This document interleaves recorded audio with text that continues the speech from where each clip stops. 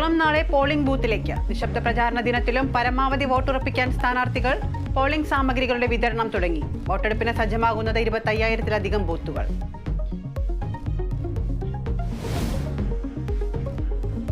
പത്തനംതിട്ടയിൽ പോളിംഗ് ഓഫീസർമാരുടെ list CPIM ചോർത്തിയെന്ന ആരോപണവുമായി ആന്റോ ആന്റണി. വയനാട്ടിലെ ഭക്ഷ്യ കിറ്റുകളിൽ വിവാദം പുകയുന്നു.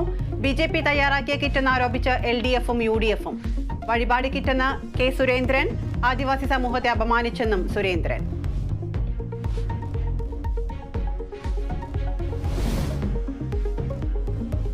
സംസ്ഥാനത്ത് കൊടും ചൂട് തുടരുന്നു. 2 ദിവസം താപനില ഉയരുമെന്ന് മുന്നറിയിപ്പ്. പാലക്കാട് താപനില 41 ഡിഗ്രി സെൽഷ്യസിലേക്ക്. ഉഷ്ണതരംഗത്തിന് സാധ്യത.